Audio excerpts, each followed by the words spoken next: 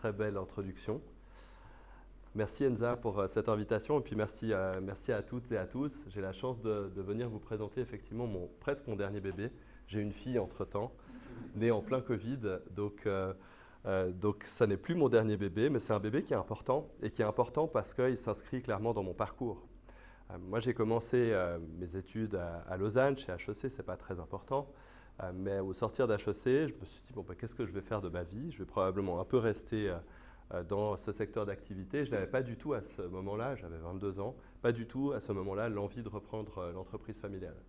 Pour moi, c'était une histoire qui avait été pratiquement fermée et je n'allais pas forcément rouvrir ce chapitre. En fait, j'allais rouvrir ce chapitre à ma 4e année chez Nestlé, puisque j'ai commencé là-bas en marketing, où j'ai participé au 100e anniversaire de l'entreprise Eschbar. On était en 2004. Et là, vous rencontrez des gens, vous rencontrez finalement tout un savoir-faire, toute une culture.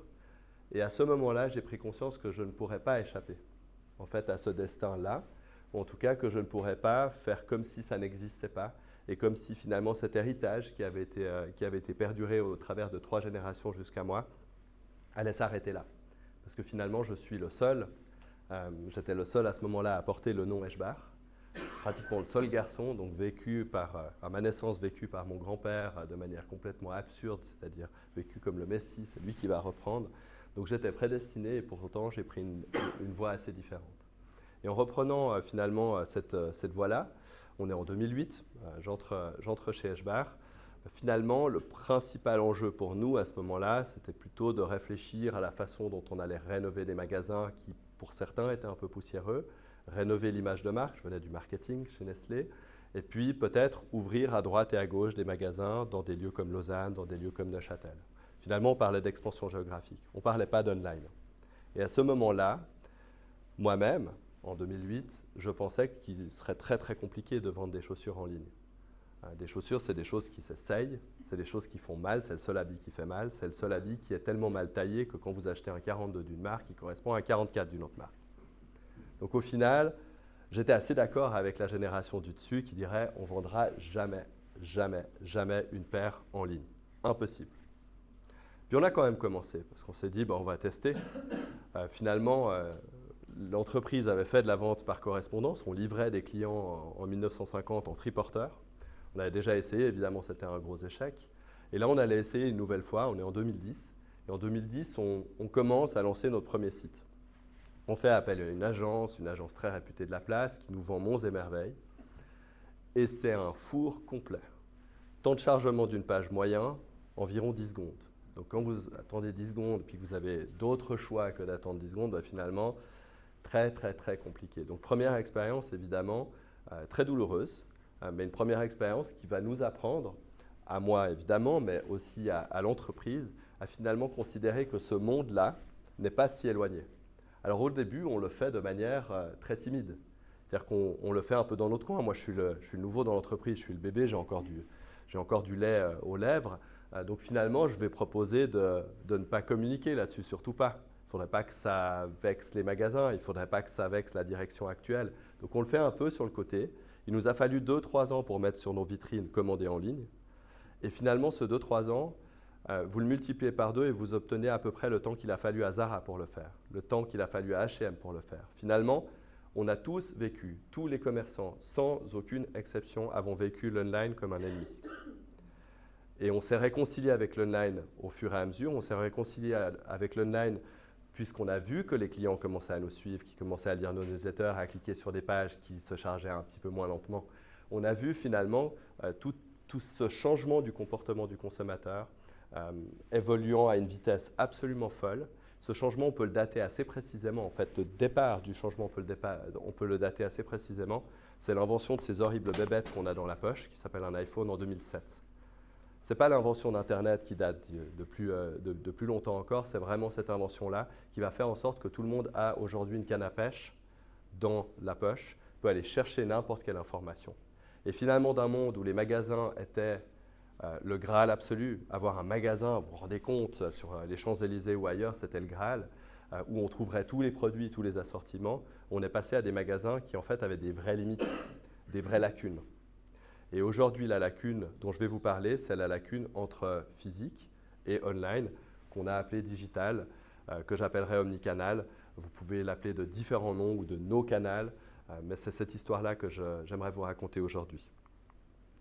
Aujourd'hui, on a un monde du commerce de détail. On avait déjà en 2015, en 2016, mais en 2022 encore plus, un monde qui vit d'un paradoxe gigantesque. On a encore l'immense majorité des ventes qui se réalisent dans les magasins, environ 85%, c'était 90% pré-Covid.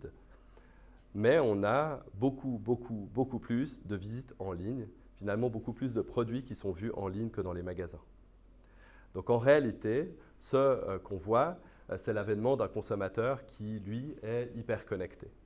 Ce consommateur, on est sur des vieilles données pré-Covid. Je vous ai mis beaucoup de données pré-Covid parce que le Covid a un peu tout chamboulé, puis on aurait tendance à voir cette image qui est un peu floue aujourd'hui, alors qu'il faut regarder déjà ce qui se passait avant. La détresse des commerçants, vous la sentez depuis 2010, depuis 2015, puisqu'on a vécu le franc fort en Suisse, mais on a vécu surtout une désaffection qui est liée justement à ce nouveau comportement d'achat, qui était cette deuxième vague finalement que certains commerçants ne voulaient pas voir. En 2017, déjà, 9 clients sur 10 préparent leurs achats sur Internet avant de venir en magasin. Ça veut dire quoi? Ça veut dire que quand vous êtes vendeur en magasin, c'est un très beau métier, et un métier qui est en train de se développer, et on nous encourage à ce développement parce qu'on n'est pas uniquement sur la fourniture du produit, on vous demande un 38, vous venez ajouter le 38 ou pire dans certains magasins, vous dites tout est là. Là, en l'occurrence, on est vraiment sur un accompagnement. Pourquoi? Parce que le consommateur vient plus informé que vous. Et ça change profondément la chose. C'est-à-dire qu'il ne faut plus uniquement lui proposer le produit, il va falloir le vendre, il va falloir en vanter ses qualités, il va falloir aussi faire vivre une expérience dans les magasins. 4 clients sur 5, déjà à cette époque-là, et ça a encore augmenté, utilisaient leur smartphone en magasin. Alors ça peut être pour comparer les prix, ce qui rend évidemment certains vendeurs fous. Ça peut être pour prendre des photos, ça peut être pour prendre en photo la référence qu'ils vont commander le soir même sur Amazon ou sur Zalando, ou pas forcément, comme je vous l'expliquerai après. Mais bref, cette utilisation du smartphone à chaque instant, certains d'entre vous connaissent le chiffre, mais je crois qu'on est à 200 notifications par jour où on est sollicité, évidemment ça participe de ceci. En 2017 déjà, et c'est ce qui nous incitait finalement le plus à réfléchir à ce que nous pouvons apporter à d'autres commerçants cash bar, on avait déjà cette omnicanalité. En définitive, les consommateurs étaient déjà habitués à consommer en ligne ou à venir en magasin, et puis à faire l'échange. Finalement, eux, ils n'ont aucun problème avec l'omnicanalité. C'est comme ça qu'on fonctionne tous. Alors pourquoi les magasins ne le font pas? Les magasins ne le font pas et pourtant ils connaissent cette courbe aussi. Ils connaissent cette courbe du WEF qui vient leur présenter. On a également dans les années 2015-2017 une courbe absolument atroce où ils voient qu'une partie de leur gagne-pain finalement est en train de disparaître. On parle de 40% de transactions en ligne en 2030 et sans vous faire un dessin, vous imaginez bien que le Covid a accéléré encore ça, a accentué la pente de la courbe. Les commerçants voient ça. Ils voient finalement qu'il y a une sorte de mastodonte qui fonctionne d'ailleurs avec des produits de commerçants et pas uniquement avec leurs propres produits qui sont en train de dérouler finalement sur tous les pays du monde. Alors évidemment, Amazon, on le présente comme un diable et je pense qu'à certains égards, on a tout à fait de bonnes raisons objectives de le faire. Mais Amazon, c'est un disrupteur, c'est quelqu'un qui vient dans le monde de la librairie en 1994. En 1997, il va racheter d'ailleurs le premier site de chaussures en ligne qui s'était créé, qui s'appelait Zappos. Il vient avec des méthodes qui sont tout à fait différentes. Ils disent, vous êtes connectés, vous avez des smartphones, voici toute l'offre de produits. Comment régater avec 1 milliard d'offres produits? Ce n'est pas possible, vous ne pouvez pas régater avec ça. Comment on peut régater un centre commercial qui a basé tout son succès exactement sur les mêmes arguments qu'apporte Amazon? C'est-à-dire la commodité, la rapidité, le choix. Tout ça, désolé, le centre commercial, il n'a plus. Il a certainement d'autres choses, et on va en parler, mais il n'a plus ces mêmes arguments qui faisaient de lui un lieu, un temple incontournable de la consommation. Alors, pas tout n'est beau pour autant. C'est sûr qu'on va assister à des réductions de surface. Les rues prime, comme on les appelle, vraiment l'emplacement 1A d'une cité, comme par exemple la rue du Marché, rue de la Croix d'Or à Genève, ces rues-là vont rester. Et les loyers ne vont même pas baisser parce qu'il va y avoir de moins en moins de surface, mais toutes les rues perpendiculaires que vous preniez la rue des Princes ou autre, on va pouvoir se poser la question, est-ce que ça vaut encore la peine d'avoir du commerce? Alors, personnellement, ça me pose une grosse question sur les fonds de pension qui ont investi dans des immeubles dont les rez-de-chaussée vont être vides, mais ça c'est une autre question et je ne crois pas que ça soit le débat de ce soir. Mais globalement, les surfaces vont être réduites. Ça ne veut pas dire qu'on va trouver moins de produits, ça veut simplement dire qu'on va les trouver différemment. Cette situation-là, elle existe aujourd'hui pour plein de raisons. Elle existe parce que des villes n'ont pas fait leur job de promotion de l'animation, de promotion du commerce. Finalement, elles n'ont pas compris qu'une ville vivait parce qu'il y avait des arcades qui étaient pleines et que les commerçants, au-delà d'être d'affreux consuméristes, ou en tout cas d'affreux fournisseurs de consommation, étaient aussi des grands animateurs des espaces. Alors on parlait des espaces intérieurs tout à l'heure, ça c'est important. C'est important qu'on ne se retrouve pas avec du vide comme ça et qu'on puisse rentrer dans des espaces. Il y a des villes françaises qui ont été complètement rayées de la carte. Vous prenez Rouen, mais vous prenez des villes dans le Nord, par exemple, qui n'existent même plus, alors que ce sont des villes plus grandes que Fribourg, plus grandes que Neuchâtel, chez nous. Et on peut se poser la question, finalement, de ces centres urbains à l'aune du XXIe siècle. Ça sera très compliqué. Mais ça sera d'autant plus compliqué si on a des commerçants qui ne se lient pas ou qui ne se connectent pas aux consommateurs, dont on a dit qu'ils faisaient ses recherches, on l'a montré, ils faisaient ses recherches sur Internet. Alors que faire? À Genève, avant de lancer Genève Avenue, on avait une statistique qui était assez cruelle. 5% des boutiques à Genève avaient un site e-commerçant. Alors on arrivait à 50% avec un site vitrine étant un site sans produits, sans qu'on puisse commander, sans facilité de voir l'assortiment et les catalogues de produits du dit commerçant. 5%, on est peut-être à 10 maintenant, peut-être 15 dans un grand maximum, et encore, à mon avis, c'est une chimère. Ça veut dire que beaucoup de commerçants sont en danger, parce qu'ils n'ont pas su ou pas voulu se connecter à ce consommateur hyper connecté. Ce qu'on leur dit, au-delà de démarrer leur propre site ou de venir sur une plateforme, une place de marché comme Genève Avenue que je présenterai plus tard, c'est soyez présents en ligne. Faites ce que vous voulez. Juste l'adresse sur Google, si vous voulez, il n'y a pas de problème. Faites-le, publiez un produit. Soyez présents sur les réseaux sociaux, allez sur Instagram, ouvrez votre compte, vous découvrirez. Il n'y a pas forcément besoin d'un PhD du MIT pour démarrer finalement son compte Instagram. C'est compliqué, c'est un vrai métier, c'est vrai, mais un commerçant avec toute son âme, avec toute son authenticité peut le faire bien. Parce que ça sera sincère, parce que finalement, on va voir que c'est lui qui entretient ce lien. Donc, il va même le faire mieux que le communicant qui travaille pour Zalando, par exemple. Soyez présents. Soyez présents aussi dans les moteurs de recherche. On doit vous trouver. Mais on doit vous trouver, et ça, c'est vraiment toute finalement notre réflexion par rapport au commerce, et qu'on avait vécu chez Eschbach, c'est on doit vous trouver avec vos produits. Pourquoi simplement donner cette autoroute à Zalando sur une marque comme Nike, par exemple, si vous avez les mêmes produits, pourquoi ne pas les mettre? Alors j'ai souvent entendu, parce que je ne présente pas les mêmes prix que lui. Je ne peux pas m'aligner. Mais ce n'est pas grave, tu es local, tu es plus rapide. Les gens ont confiance en toi. Ils savent que tu es là depuis X temps, ils vont venir chez toi. Et ça, c'est important. Alors qu'est-ce qu'on peut faire? On peut être présent effectivement uniquement en ligne ou sur les réseaux sociaux, ou on peut aller un petit peu plus loin. Et on peut aller un petit peu plus loin dans l'omnicanalité, c'est ce qu'on a démarré au début des années 2010, là on est en 2015, où on a lancé à la fois le click and collect et on a lancé à la fois la commande depuis le magasin de l'article qui sera introuvable en boutique. Puisqu'on a la malchance de ne pas avoir des boutiques de 3000 m², on a des boutiques qui passent de 100 à 1500 m² parfois, l'espace est limité. L'espace est limité et pourtant on a accès à des outils qui nous permettent de délimiter cet espace. En réalité, la grande force de l'outil digital, c'est de permettre d'avoir dans 100 m², 100 000 produits, 1 million de produits. Peu importe le nombre, mais en gros, on n'est plus limité par l'espace. On peut avoir simplement votre escarpin bleu, madame, qui est là que vous allez essayer. Toutes les autres couleurs, je vous les livre en 48 heures. Et ça, c'est la force du digital. Ce qu'on n'a pas très bien compris en tant que commerçant, c'est finalement toute cette force qu'on pouvait exploiter. Mais encore faut-il mettre le premier pas. Alors, après avoir écouté ça, logiquement, un commerçant, il dit « bon, demain j'y vais, je lance mon site ». Sauf que, malheureusement, ce n'est pas nécessairement son métier. Comme vous allez voir, il y a plein de freins. Et c'est pour ça aussi principalement pour ça qu'on a lancé Genève Avenue en 2018, avec le soutien, et j'aimerais les remercier, où sont-ils, là et là, de Parkgest, dont je pense pouvoir dire, sous votre contrôle, messieurs, qu'ils partagent exactement la même philosophie que nous. Le parking du Mont Blanc, c'est le plus grand parking de Genève, c'est un parking historique, extrêmement bien situé. Quel est son rôle social? Mais c'est quoi le rôle d'un parking, socialement?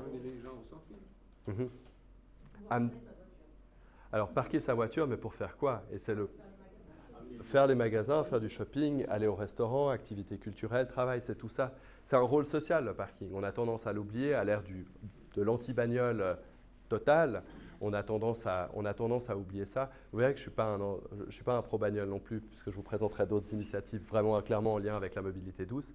Mais le rôle du parking et le rôle du parking du père fondateur Jean de Toledo, c'était de dire, nous, on va amener du monde dans les commerces. D'ailleurs, lui-même étant un des plus grands commerçants que Genève ait connu, c'était sa philosophie. Et je crois qu'on porte exactement cette même philosophie. Ce qu'on veut, c'est par le digital, amener du trafic dans les commerces, amener du monde dans notre ville. Alors ça peut être pour les commerces, ça peut être pour les musées, ça peut être pour les restaurants, ça peut être en fait pour toutes les activités.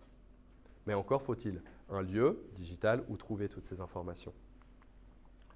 Alors notre mission, je viens de le dire, ce que je n'ai pas dit encore, c'est que ce qu'on souhaite faire et ce qu'on a commencé à faire et ce qu'on a réussi partiellement à faire, c'est créer une communauté. Finalement, les commerçants sont des êtres un peu particuliers, j'en suis un moi-même, qui voient toujours midi à leur porte et le concurrent juste à côté. La vraie force finalement des commerçants, c'est quand ils étaient comme à Paris il y a encore 2-3 siècles, dans la même rue, vous aviez la rue des bouchers, vous aviez la rue des poissonniers, ils se mettaient tous à côté, comme aujourd'hui on aurait le quartier des banques à Genève. Pourquoi? Parce que finalement les gens ont envie de se déplacer, trouver une raison de se déplacer, et plusieurs raisons de ne pas être déçus, les plusieurs raisons étant les plusieurs magasins.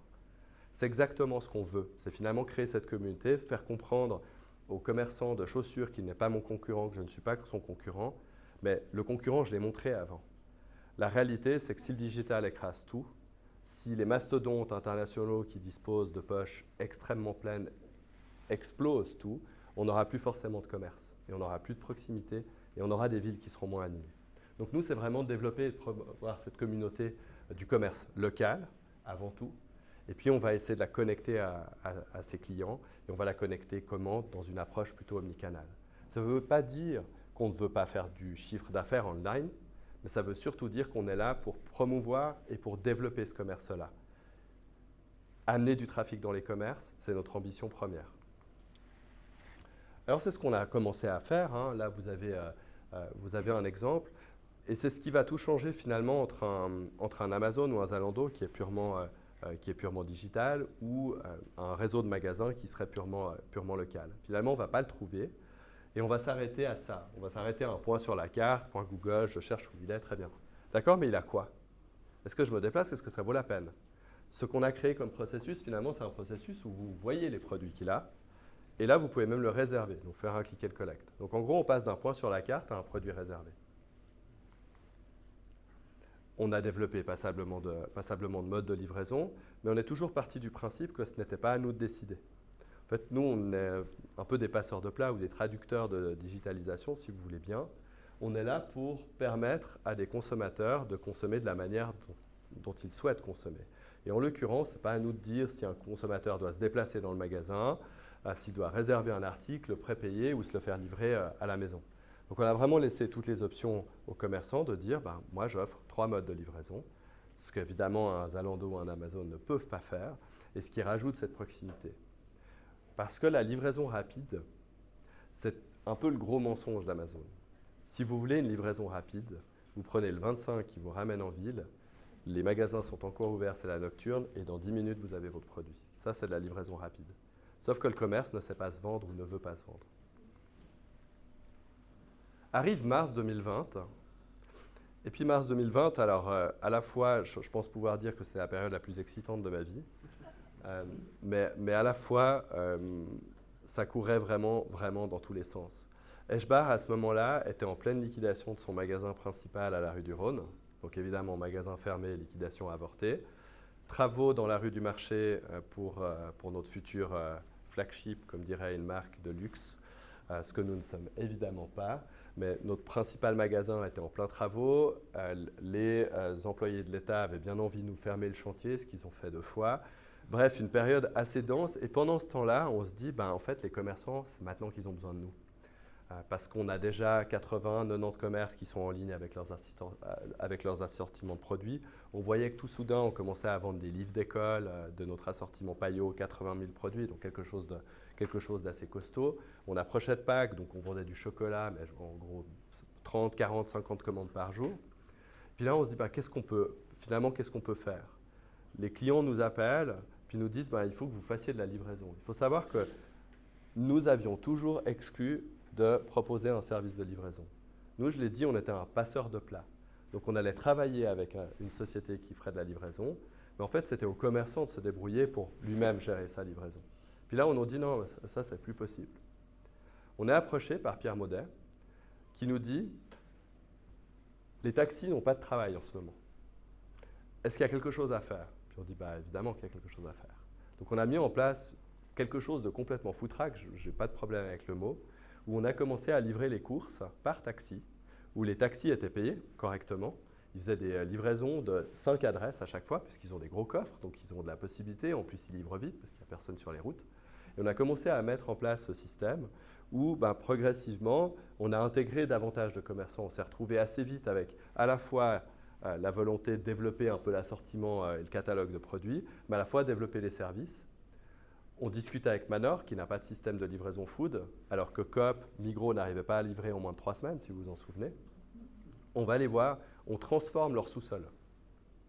Vous connaissez le sous-sol de Manor, c'est l'espace maison décoration. On enlève tout et on fait des lignes de produits pour le picking. Donc on était là à leur donner des conseils, parce que l'un de mes collaborateurs à l'époque avait travaillé pour Farmy, qui est aujourd'hui le numéro 3 dans la livraison de food depuis la ferme à Genève, derrière Coop et Migros, en Suisse. Et puis on avait clairement des notions de logistique, ayant travaillé pour lui clairement dans cette logistique, et moi ayant aussi cette habitude de logistique commerce. Donc on transforme ce sous-sol, on commence à mettre les produits, et on livre 200 commandes par jour de Manor en 48 heures, contre 3 semaines pour la Coop et la Migros. Alors ça n'a pas duré, absolument pas duré, parce que c'était vraiment des pics.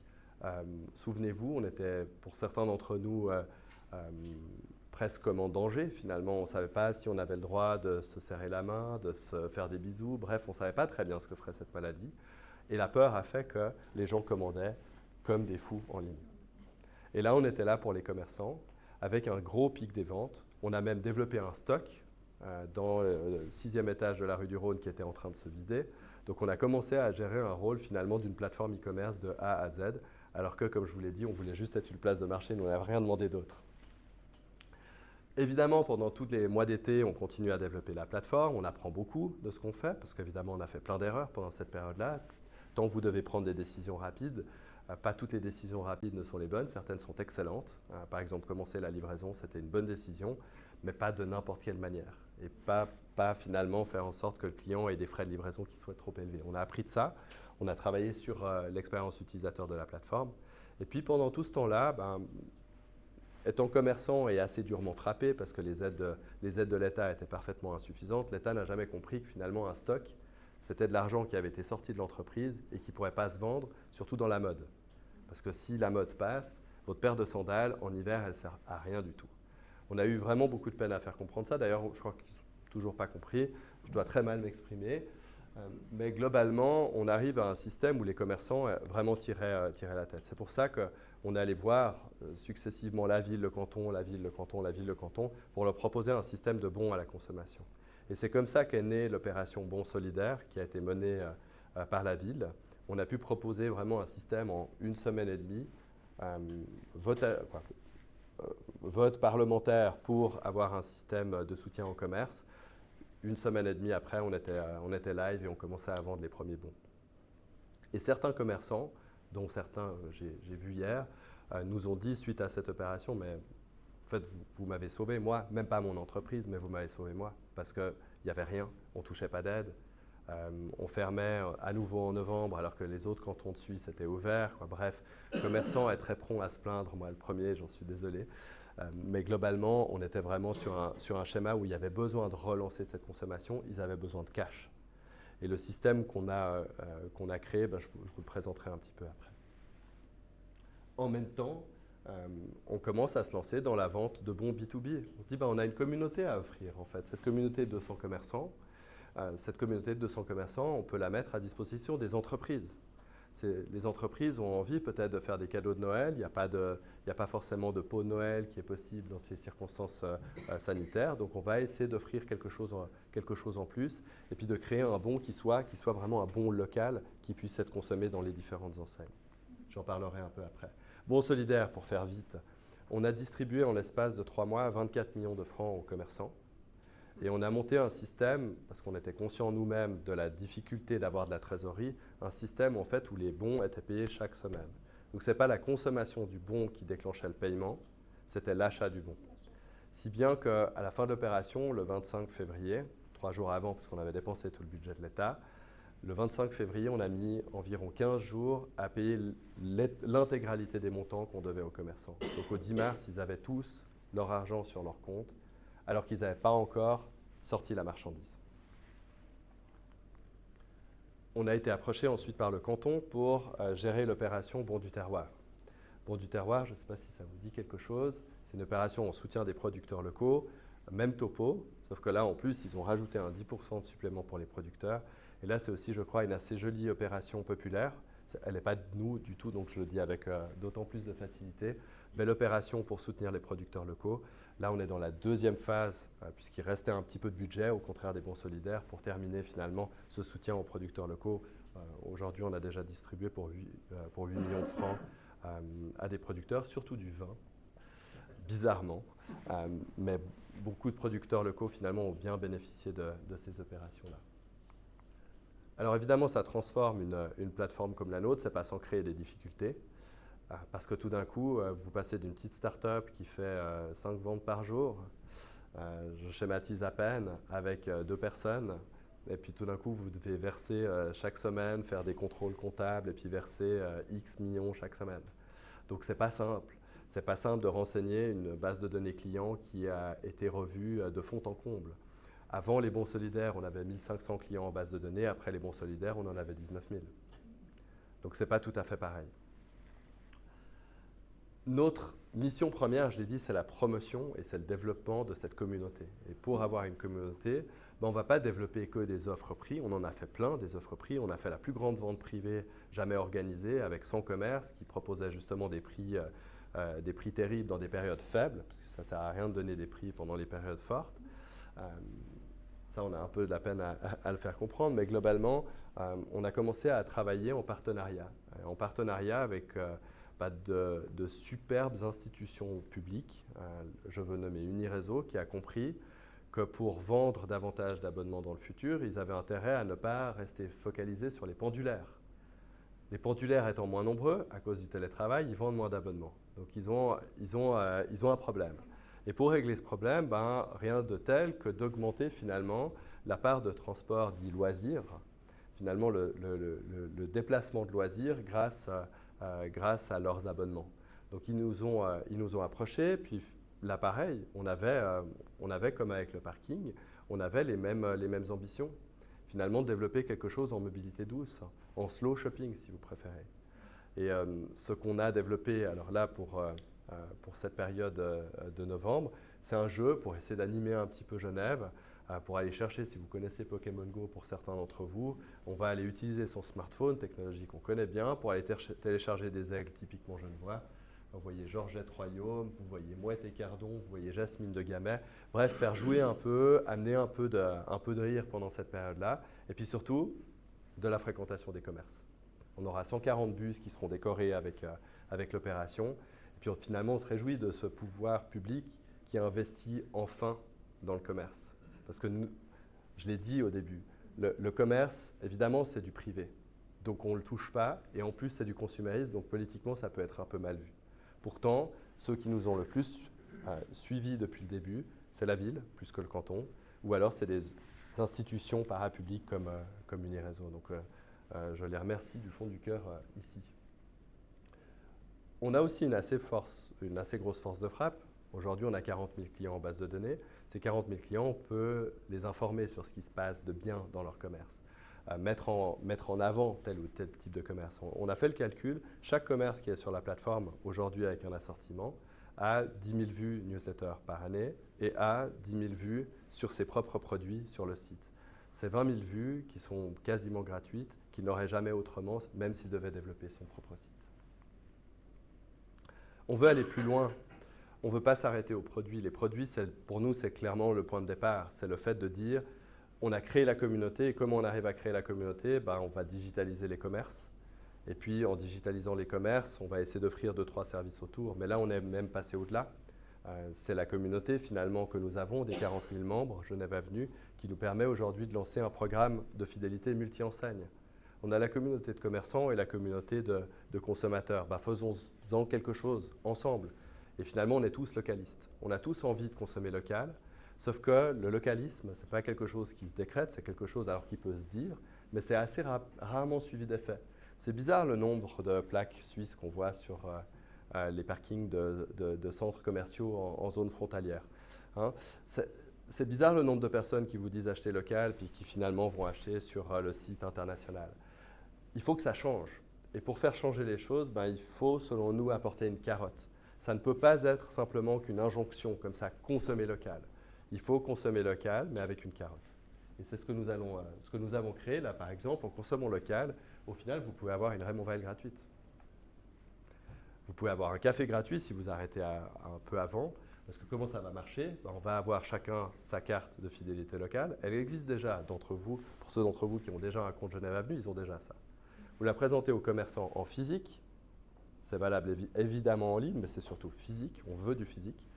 Et puis, le commerçant va vous attribuer vos points équivalents à votre nombre de francs dépensés. Qu'est-ce que ça amène aux commerçants? Évidemment, l'effet réseau. On n'est pas concurrents, on est ensemble, et ensemble, on est plus fort. Vous me faites signe si je déborde. Je suis en train de complètement déborder. Ça m'arrive jamais. Oui, 3 minutes. 3 minutes. Vous parlez d'un projet qui nous tient particulièrement à cœur, puisqu'on a créé cette communauté de commerçants. Cette communauté, en fait, on peut l'offrir aux entreprises. C'est-à-dire que quand on offre un cadeau d'entreprise, j'en sais quelque chose, on fait aussi le même cadeau à peu près chaque année. Finalement, on a ceux qui se plaignent que c'est toujours le même cadeau ou que ça leur plaît peut-être un petit peu moins. Le gros avantage du Bon Genève, quand vous offrez un bon qui est valable dans 200 commerces, c'est que c'est impossible de faire défaut. C'est impossible de ne pas satisfaire finalement la personne à qui vous offrez ça. Alors qu'est-ce qu'on a fait? On a commencé en 2020, en plein Covid.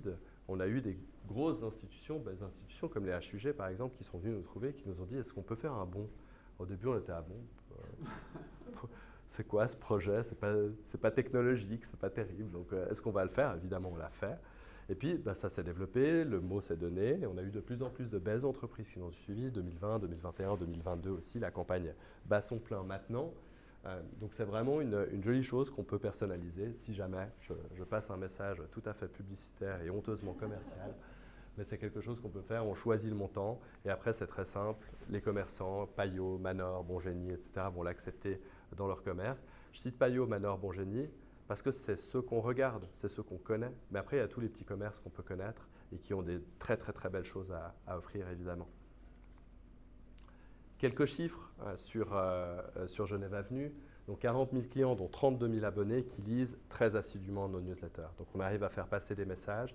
On a un taux d'ouverture qui est supérieur aux 30%, ce qui est absolument gigantesque dans le secteur, parce que les gens nous suivent, parce que aussi c'est du local et que ça leur parle. C'est à côté de chez eux. On a 800 commerces qui participent de près ou de loin à nos différentes initiatives. Je l'ai dit, on a des producteurs locaux, on a des commerces indépendants, de grandes chaînes, mais on a aussi des restaurants. 2 millions de pages vues sur les 2 dernières années en moyenne. Donc une année 2020 qui évidemment a été très faste, passablement de bons qui ont été vendus. Et puis je le cite parce que c'est vraiment la raison pour laquelle on existe, c'est d'aider les commerçants. Donc même si effectivement c'est une aide qui n'était pas prévue, même si on a effectivement nous-mêmes bénéficié finalement du Covid pour développer cette communauté, finalement cette communauté à nous, à vous, de la faire vivre après parce que vous achetez local et parce que vous avez peut-être quelque chose à y gagner et pas simplement de vous dire que ça serait bien de le faire. Voilà, je vous remercie beaucoup infiniment pour votre attention.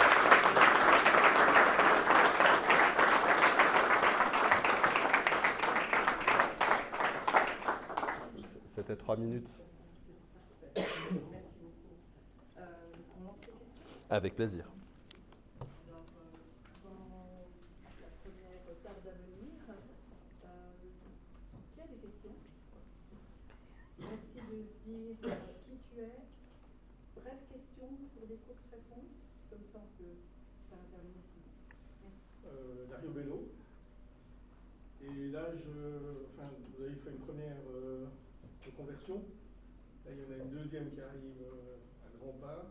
C'est la réalité virtuelle, c'est le métaverse. Est-ce que déjà vous y réfléchissez? Est-ce que déjà vous êtes dedans?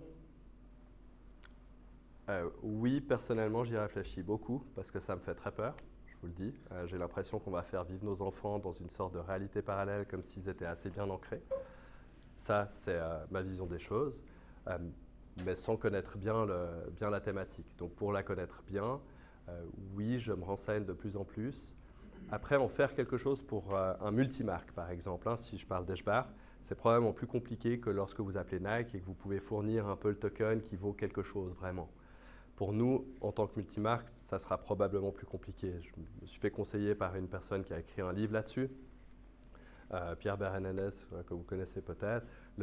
Pour nous, c'est encore un peu loin, mais on suit ça parce qu'évidemment, comme tous les commerçants qui ont raté la vague de l'e-commerce ou du Web 2, on n'a pas tellement envie de rater le Web 3. Mais il y a beaucoup de ce qu'on fait sur Genève Avenue cette fois-ci. Pardon, alors là, j'ai conscience d'être très long, c'est mon problème. Beaucoup de choses qu'on fait qui sont presque dans la tokenisation. Finalement, quand on est sur les eggs qu'on peut collectionner comme des cartes Panini, en fait, le lien avec un système de tokenisation n'est pas très très loin. Donc, on pourrait finalement passer après sur un monde un petit peu plus virtuel, avec plus de blockchain, plus de technologie. Est-ce que c'est vraiment ce que Genève Avenue doit faire maintenant pour changer de modèle d'un modèle de pure digitalisation de catalogue à un modèle de service? Probablement pas dans l'immédiat, mais je serais ravi d'avoir des conseils sur le sujet. Merci beaucoup. D'autres questions? Des mains se lèvent.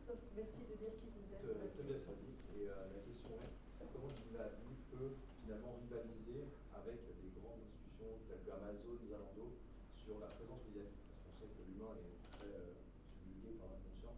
Zalando, si on y pense, c'est parce qu'on le voit constamment. Ils n'ont pas forcément les mêmes contraintes que vous, les commerçants. Mhm. C'est qu'ils ont un budget communication qui est gigantesque. Oui. Et je pense qu'une des raisons, comme tout le monde, quand on pense habillé en ligne, c'est Zalando parce qu'on le voit constamment. Comment le Genève Avenue peut vraiment rivaliser avec ce genre de contraintes finalement? Merci beaucoup. Il y a plusieurs. On peut poser la même question pour Eshbar, Oui. Cela dit.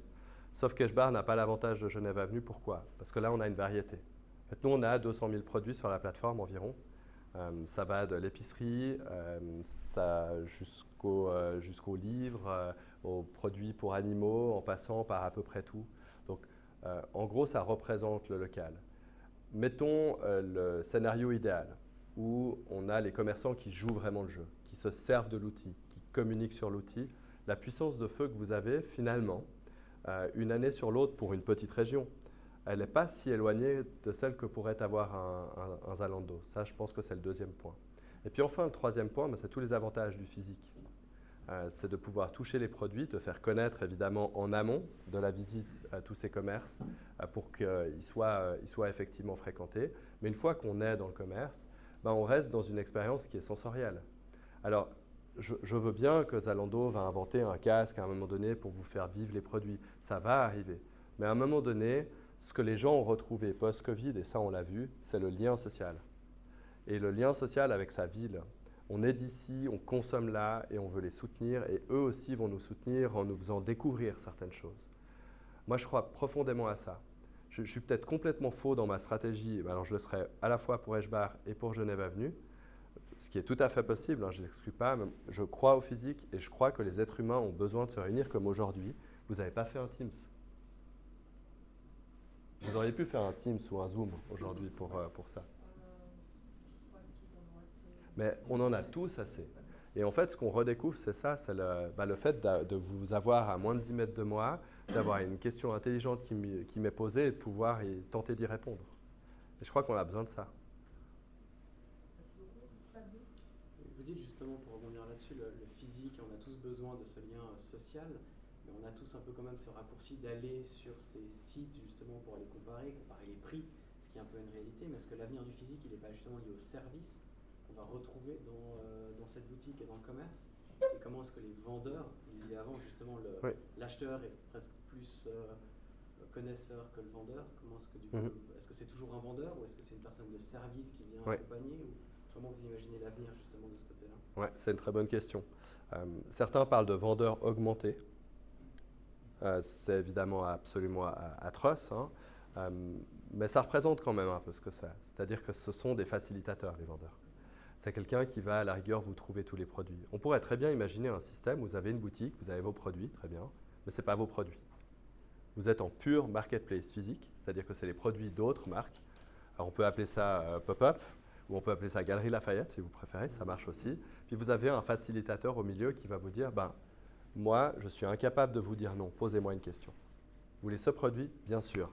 Je vais même vous l'acheter sur Amazon si je le trouve nulle part ailleurs. Donc peut-être que l'avenir sera ça, finalement des espaces sociaux, de rencontres entre des marques et des clients, et que le vendeur sera un facilitateur, un traducteur, si on veut bien, entre ces deux mondes. Moi, je crois beaucoup à ça. En fait, ce qu'on a essayé de développer chez HBAR, c'est de moins vivre de nos propres stocks, parce que les stocks nous tuent, on le sait, en tant que commerçant, et de plus nous connecter aux stocks de nos fournisseurs. En gros, de plus les impliquer là-dessus. On a déjà 4 ou 5 qui sont là, en pure marketplace, en gros. Et nous sommes là parce que nous avons la compétence, en tant que vendeur, pour connaître ces produits-là. On connaît finalement le chaussant de tel produit, on connaît finalement la retombée de telle veste, et on peut proposer un service adéquat, même si on n'a pas le produit là. Merci. Il y a une question.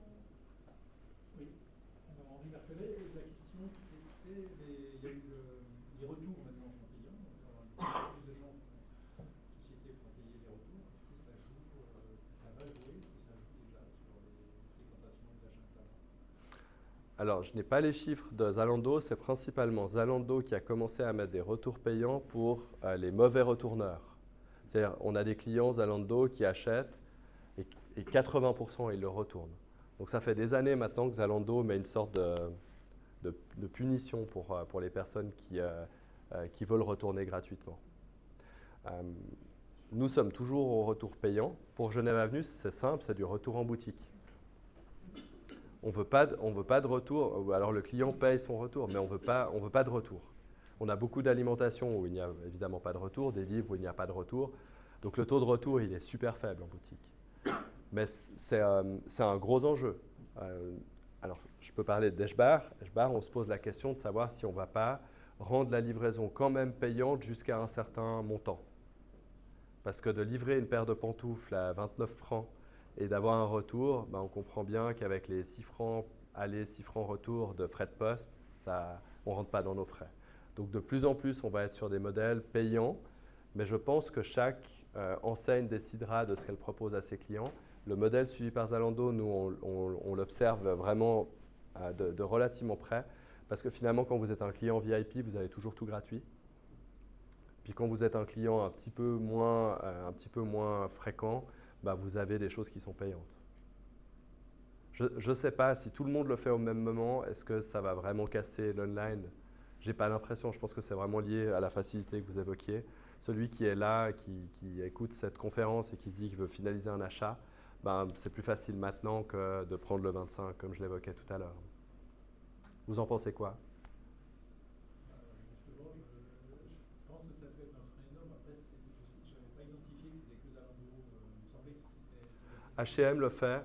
C'est vrai qu'ils sont de plus en plus à le faire, mais ça reste relativement rare, parce que vous avez des braques. Si tout le monde le fait, ça va être le standard. Ouais. Nous, on serait content que ça soit le nouveau standard, mais on sera plutôt suiveur. Merci. Je vais poser une question. Vous parliez du vendeur augmenté. Est-ce que, alors j'avoue que je ne connaissais pas Genève Avenue, mais je vais clairement y être. Je trouve génial l'idée. Est-ce qu'il existe sur Genève Avenue, comme sur Zalando par exemple, j'achète un t-shirt ou une robe, et Zalando va me proposer les chaussures, la ceinture, le chapeau. Est-ce que vous proposez ça pour les différents magasins? Si j'achète des chaussures chez H-Bar, est-ce que automatiquement la plateforme va me proposer d'acheter une robe qui va bien avec les chaussures et puis une ceinture d'un autre commerçant? Oui. Alors, on le fait chez H-Bar parce qu'on a beaucoup de data. On ne le fait pas forcément sur Genève Avenue pour deux raisons. La première, c'est un manque de moyens, tout simple. Le deuxième, c'est surtout un manque de données, où vous avez des achats croisés chez un commerçant qui a par exemple 3 ou 4 produits. C'est impossible d'avoir suffisamment de données sur 3 ou 4 produits. Donc on le fait d'une manière, mais qui est vraiment le niveau zéro de la prédiction, c'est même pas de l'intelligence artificielle, c'est vraiment la prédiction d'achat, où on va forcément vous proposer des produits qui ont aussi été vus par telle ou telle personne. Les achats croisés, sur Genève Avenue, on n'y arrive pas pour l'instant. On y arrive davantage sur une plateforme plus mature comme H-Bar. Il y aurait combien de mains en tout? Une, deux, trois. Nicolas Soders, Montalba Architecte. J'avais une question. Est-ce qu'on peut imaginer que par la plateforme Genève Avenue, on puisse rentrer en contact avec un vendeur dans le magasin qui puisse montrer l'article? On ne l'a jamais fait. On peut rentrer en contact avec un vendeur, évidemment, par mail. Tous les formulaires de contact sont par commerçant. Donc, je peux, grâce à la plateforme, envoyer un email. Ce que évidemment, vous ne pouvez pas faire par Google ou autre. Ce qu'on avait tenté chez H-Bar, on avait tenté, pendant la pandémie, d'avoir un WhatsApp. Et en fait, on a mis un WhatsApp. Donc, il y avait une icône, il y avait l'icône chat, évidemment, puis il y avait l'icône WhatsApp. Ça n'a jamais été utilisé. Je pense peut-être un peu tôt. Mais c'est une idée, en l'occurrence, qu'on avait testée et qu'on aimait bien.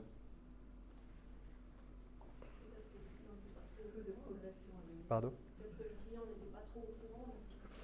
C'est possible. Après, on teste des choses. Et puis, après, selon le plan marketing que vous êtes fixé, vous avez plus ou moins de pression médiatique que vous voulez mettre sur tel ou tel lancement ou telle chose.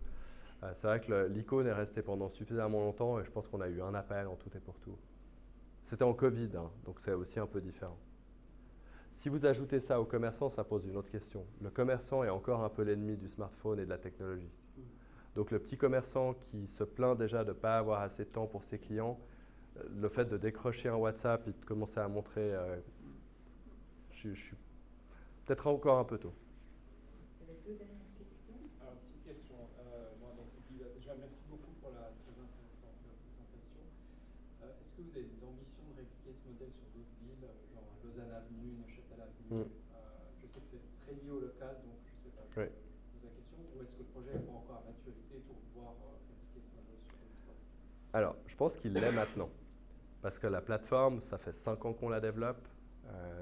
On sait comment faire rentrer un commerçant tout seul sans même lui fournir de service. Donc un commerçant aujourd'hui, il peut accéder à la plateforme, publier seul ses produits. Ce qu'on ne pouvait pas faire il y a 4 ans ou il y a 5 ans.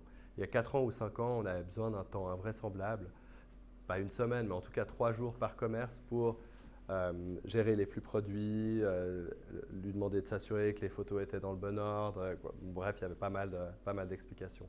Aujourd'hui, de fait, on a un modèle qu'on pourrait reprendre en marque blanche pour n'importe quelle ville ou pour n'importe quel centre commercial ou destination shopping.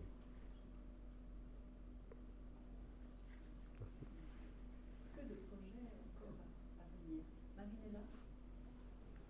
Merci beaucoup pour votre présentation et bravo. Je m'interroge, vous Merci. parlez de localiste. Est-ce qu'on pourrait étendre, mais c'est peut-être déjà le cas, à des sociétés de services et pas seulement à des enseignes que vous avez citées? Oui, j'aime beaucoup votre question. Oui, je pense que ça serait même bien de l'avoir. En fait, je pense que ça serait bien d'avoir quelque chose qui renforce le local, que ce soit une plateforme B2C comme celle-ci ou une plateforme B2B. Si on arrivait à fondre les deux, ça serait formidable. Je pense même que ça devrait être quelque chose pris en compte, par exemple dans des appels d'offres publics. Le fait d'avoir quand même ce localisme, d'avoir ces emplois, ces apprentis que vous formez. Donc oui, excellente proposition. Merci beaucoup, Sébastien. Merci. Je tiens à remercier Thierry Daudeville, qui est, je crois, le vice-président de Genève Avenue, qui a eu l'idée de cette conférence. Je vous demande aussi de l'applaudir, s'il vous plaît.